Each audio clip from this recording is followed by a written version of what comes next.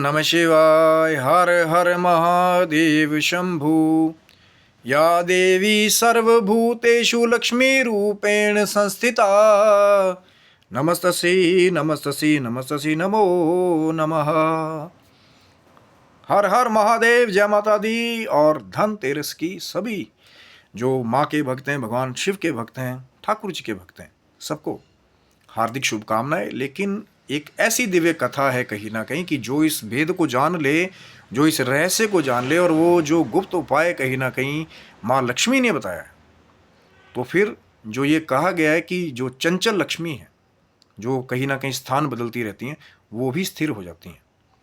और ये जो कथा है कहीं ना कहीं जो श्रवण कर लें, भाव से वो उपाय कर लें जो मैं आपको बताने वाला हूँ कहीं ना कहीं कथा में, उसको सुन ले तो कहीं ना कहीं लक्ष्मी को हमेशा के लिए स्थायी कर पाएंगे। पूरा वीडियो अंत तक देखिए कि कथा जो मिलती है कहीं ना कहीं। एक बार कहते हैं कि भगवान विष्णु जो है वो पृथ्वी पर जा रहे थे, तो माँ लक्ष्मी ने भी साथ चलने के बारे में कहा कि मैं भी आपके साथ चलूँगी। तो भगवान विष्णु ने कहा ठीक है, आप मेरे साथ चलिएगा, लेकिन मेरी एक शर्त है कि जहाँ मैं आपको जाने के लिए मना करूँ आप वहाँ नहीं जाएंगी, जहाँ मैं आपको ठहरने के लिए कहूँ वहीं पर आपने ठहर जाना है। तो माँ ने शर्त मान ली कि ठीक है। तो कहते हैं पृथ्वी पर एक स्थान पर जो है भगवान विष्णु और माँ लक्ष्मी जो है धराधाम पे आए। तो एक स्थान पे आकर के भगवान विष्णु ने माँ लक्ष्मी को रोक दिया कि मैं यहाँ से अब दक्षिण दिशा में जाऊँगा, लेकिन आप दक्षिण दिशा में नहीं आएंगी। तो माँ ने जैसी शर्त पहले मानी थी भगवान विष्णु की कि ठीक है, जैसा आप कह रहे हैं कि मैं दक्षिण दिशा में नहीं आऊँगी, तो जैसे ही भगवान विष्णु आगे चल गए, तो अब महिलाओं का थोड़ा सा होता है ना, तो माँ के मन में भी एक विडंबना आई कि ऐसा क्या है दक्षिण दिशा में कि भगवान विष्णु गए हैं और मुझे आने के लिए मना किया है, तो ऐसा क्या है। तो कहीं ना कहीं फिर कहते हैं कि माँ जो है इसी विचार से उसी दिशा में गई जिस दिशा में भगवान विष्णु गए थे। थोड़ी आगे गई तो सरसों के खेत मिले, वहाँ पे बड़े सुंदर सुंदर पुष्प लगे थे। तो माँ ने कहीं ना कहीं वो पुष्प तोड़ करके अपना श्रृंगार किया। और थोड़ी आगे गई तो उस खेत में गन्ने लगे थे, तो उनके रस का पान भी कहीं ना कहीं गन्ना तोड़ करके माँ ने किया। जैसे भगवान विष्णु वापस आए, उन्होंने ये कृत्य देखा तो बड़े क्रोधित हुए कि मैंने आपसे मना किया था कि जहाँ मैं आपको मना करूँगा आपने नहीं जाना, और आपने अब क्या कृत्य किया कि चोरी का भी कहीं ना कहीं इस खेत से जो अभिशाप है अपने ऊपर ले लिया। अब यहीं 12 साल रह करके आपको सेवा करनी पड़ेगी इस किसान के खेत की, तब जाके कहीं आपको वापस लेके जाएंगे।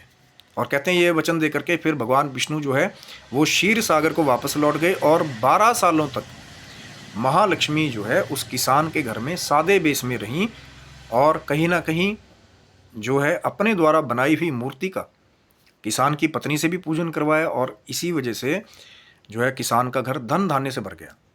लेकिन जब 12 साल की अवधि पूरी होगी, भगवान विष्णु माँ लक्ष्मी को लेने के लिए वापस आए, तो फिर किसान ने जो है जब पूरी सच्चाई जान ली कि माँ लक्ष्मी की वजह से तो मेरा धन धान्य से परिपूर्ण हुआ है, तो मैं कैसे जाने दूँ। तो कहीं ना कहीं फिर भगवान विष्णु ने कहा कि माँ लक्ष्मी तो चंचल है, इनको तो बड़े बड़े नहीं रोक पाते, ये तो श्राप की वजह से, मेरे वचन की वजह से ये आपके घर में 12 साल तक रहीं। लेकिन फिर भी किसान नहीं माना, हट किया। अब माँ लक्ष्मी जो 12 साल तक उसके घर में रही थी, तो उनको भी बड़ी दया आई। तो माँ लक्ष्मी ने यही कहा कहीं ना कहीं कि अगर किसान आप चाहते हैं कि मैं आपके घर में मेरा स्वरूप जो है वो रुके, तो आप ऐसा करना, धनतेरस के दिन जो ये जो महीना है कार्तिक का पावन, उसकी कृष्ण पक्ष की जो त्रयोदशी तिथि आएगी 13, तो उस दिन जब आप क्या करना कि शाम को जो है एक घी का दिया जलाना, और एक तांबे के लोटे में कुछ सिक्के रखना, और मेरा शाम को पूजन करना।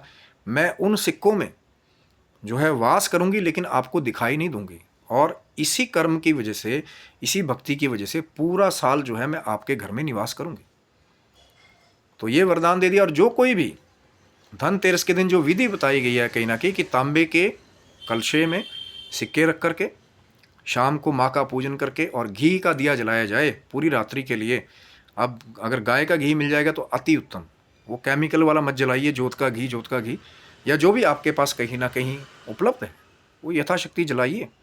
और जो भी ये उपाय करता है, कहते हैं माँ लक्ष्मी सदा के लिए उनके घर में निवास करती है। 1-1 साल की अवधि होती है ना, धनतेरस का पूजन कर लिया तो 1 साल के लिए माँ लक्ष्मी स्थिर होगी। तो और जो बार बार इस दिन पूजन करते हैं, महाधनी योग हो जाता है। भगवान ठाकुर जी की भी ये कृपा है, भगवान धन्वंतरी का भी इस दिन पूजन करके आपके घर में आरोग्य होता है, धन के देवता जो बनाए गए हैं कुबेर महाराज, तो उनकी भी कृपा अलग प्राप्त होती है। कहीं ना कहीं भगवान धन्वंतरी की, कुबेर जी की, माँ लक्ष्मी जी की लोग सम्मिलित पूजा करते हैं। और इससे जुड़े हुए बहुत सारे ऐसे रहस्य हैं, जैसे अमर गांठ, जो अमर बेल आती है उनका पूजन, हल्दी की गांठ का पूजन, कमल गट्टों का पूजन, और जो कहा जाता है कि नया आप कोई आभूषण लेकर के आए हैं उनका पूजन, फिर उनको रख लेना कहीं ना कहीं। तो बहुत सारी बातें हैं कहीं ना कहीं, जो ये धनतेरस की जो रात्रि है, कहीं ना कहीं ये बहुत बड़ी एक पूजन की एक माँ की कृपा है। और जो कर लेते हैं इस दिन पूजन, तो लक्ष्मी भी स्थायी हो जाती है, और जो भगवान विष्णु का जो कृपा का प्रसाद है वो भी प्राप्त हो जाता है। धन्वंतरी जो है वो भी भगवान विष्णु का स्वरूप कही गया है। तो घर में आरोग्य, और जैसा कहीं ना कहीं धन की वर्षा माँ ने स्थायी होकर के किसान के घर में की थी, यदि भाव हो किसी का, जैसा किसान का था ना कि माँ लक्ष्मी मेरा घर छोड़ के ना जाए, अंदर से, दिल से, और फिर उसके निमित्त जो है कर्म, अब किसान कर्म भी करता था, मेहनत भी करता था, माँ की कृपा भी होगी। अगर किसान वो गन्ने ना लगाता मेहनत करके, या वो पुष्प जहाँ पे खेतों में कहीं ना कहीं मेहनत से उगाए थे, तो क्या बहाने से भगवान विष्णु वचन देते माँ को वहाँ रुकने का? तो मेहनत भी ज़रूरी है। और उसके साथ साथ जब आप माँ का आराधन पूजन करते हैं, वो जो खास उपाय बताया गया है, तांबे का लोटा, सिक्के, घी का जो है दिया, और उसके बाद में फिर शाम को माँ का पूजन, जो भी स्तोत्र मंत्र आपको मिले, कमल गट्टे, अमर बेल, हल्दी की गांठ और अक्षत, पुष्प, जो भी मिले आपको, गुलाल, अबीर, तो ये बहुत बड़ी विधि है धनतेरस की पूजा करने की। कई जगह जो चावल की खीलें होते हैं उनका भी प्रयोग जो है किया जाता है, बताशों का प्रयोग किया जाता है माँ को भोग के लिए बहुत जगह। लेकिन जो आपके पास हो यथाशक्ति, तो जो भी माँ को स्थिर करना चाहते हैं, माँ लक्ष्मी को अपने घर में, तो हो सकता है कि माँ आपकी उस धनतेरस की पूजन से प्रसन्न होकर के आपके घर में भी धन की वर्षा कर दे, जैसी कर दी थी किसान के घर में। और भगवान विष्णु का धन्वंतरी रूप का आशीर्वाद, कुबेर जी की जो है कहीं ना कहीं धन की कृपा आपके घर पे हमेशा बरसती रहे, यही कहीं ना कहीं हमारा उद्देश्य है। आशा करता हूँ ये जो धन की वर्षा करवाने वाली जो कथा है माँ लक्ष्मी की, भगवान विष्णु की, धनतेरस की, वो आपको अच्छी लगी होगी। ज़रूर लाइक शेयर सब्सक्राइब करें, और आगे भी चैनल को सब्सक्राइब रखिए, क्योंकि बहुत सारा जो कुछ रहस्य है या पूजा से या आराधना से जुड़े हुए जो कुछ हमारे टूटे फूटे एक्सपीरियंस हैं, वो आप तक लाने की हमारी कोशिश होती है। तब तक के लिए सभी बंधुओं को हर हर महादेव शंभु। जय माता दी, जय श्री कृष्णा, राधे राधे आप सबको।